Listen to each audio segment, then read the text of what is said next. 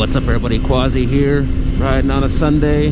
Just decided to go see some scenery. One of my favorite loops out here just because it lets you go fast, and I also haven't tested my microphone or audio setup on a real highway yet, so I'm interested to see how this 60, 70, 80 mile per hour riding will handle with the microphone. I don't know if it's gonna work or not. I might have to play with the helmet setup some more. But anyways, for this video, besides just seeing some awesome scenery, I figured I'd tell you guys about how I almost got kicked out of the Motorcycle Foundation Safety Course, the MSF. Not kicked out, really, failed. Yeah, I'm actually kicked out, not even failed.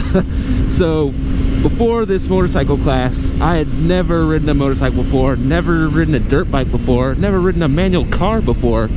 But basically, a whole bunch of my teammates at my new job all rode motorcycles. They're always talking about motorcycles. And the closest I'd ever come is mountain biking, which I don't think that's very close at all. But I like those kind of sports. I don't know if it's a sport, but I like those kind of like activities or hobbies where you got the freedom to do whatever the heck you want to do. I really was doing a lot of mountain biking, not super serious, but just on some like small local trails nearby. But anyways, I decided to sign up for this course. I got my boots, got my jacket. Actually, I didn't get a jacket. I just got boots and gloves, I think. That's all I needed. And I showed up on that day at 7:30, 8 a.m. And first off, I almost got kicked off right there because I got, they said specifically motorcycle shoes or boots.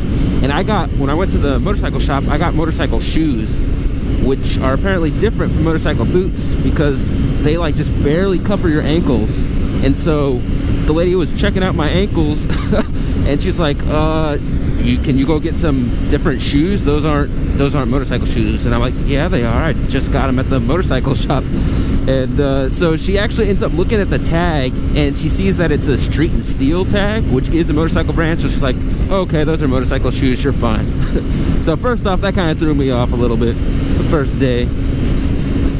But that's not why I got kicked out. That's nothing. So we're doing all the basics. They're telling us about like the engine cutoff switch, the ignition, the fuel, the choke, all the basic stuff, the tachometer. That's all fine. And we finally get on the bikes and we're doing like the little friction zone experiments, or not experiments, like exercises. Wow, this wind is getting pretty loud. Hopefully y'all can still hear me. Anyways, we were doing the, ooh, it's dark with this dark shade helmet. We were doing the friction zone exercises, and that's what I knew I had a problem. I could not, I think I just didn't understand because I'd never driven a manual before, but I could not get that damn friction zone down. I was either letting go way too hard, I almost ran some dude over letting it go, or I was just like, I don't know, it was tough. And so that day was rough. I really enjoyed it, but I was the worst person in that class by far. Everyone was like talking to me afterwards like, dude, what are you doing? And I did it a couple times where I like dumped the clutch too fast. I think it happened when I was like trying to do the turns at the same time because, oh man, that was a lot to learn at once, shifting and turning and clutch and friction zone, and oh my god, I was about to explode. And so anyways, I almost ran into a dude like 3 times, a couple different dudes, and finally the instructor was like, come on man, if you don't get yourself together, we're gonna have to kick you out. And he told me that like twice. And so finally, then this instructor is pretty awesome, by the way. He's like a triple amputee, he's got vision issues, but he's got a note from his doctor saying that he can still ride, he can still teach, and he just does not want to give it up. But anyways, towards the end of the day, I screwed up again, and it was rough. Like, dude, it could have been bad. And the instructor was like, dude, if you do that one more time, I'm taking my leg off, I'm gonna throw it at you. So I was kind of laughing inside, but really I was scared because I was like, oh shit, he's serious. I'm really screwing up right now. So I went home that evening because the first day is all practice. The test isn't until the second day. So I went home and I got a little squeeze ball, and I'm sitting there squeezing that ball like my life depended on it, like ooh, ooh, ooh. Well, not with those sound effects. But anyways, I'm sitting there squeezing that ball. I'm watching YouTube videos. I'm like, damn, I got to do this. I spent $400, or no, I think $200. I'm not about to fail now. And so I'm sitting there practicing till like 10 p.m. Then I pass out, get ready for the next 7 a.m. final day. And oh shit, it just got worse. There's this damn exercise, all y'all who've taken the class know it, the U-turn box, the figure 8 box. It's like a really small box they draw on the ground, and basically you have to do a figure 8 inside the box without touching any of the edges. And even experienced riders have trouble with this exercise, because really you have to have your friction, your clutch control down, friction zone, all that. You've got to also have your rear brake mastered, your speed mastered, you're looking through the turns, and I was not doing that. And I was the first one to go on this freaking exercise, because they always like split you into groups and make you go first or last or wherever you are in the group. And I was first, and I dropped my bike. I freaking dropped the bike during this exercise, and I thought, oh shit, that's it, I'm done. They're kicking me out for real now.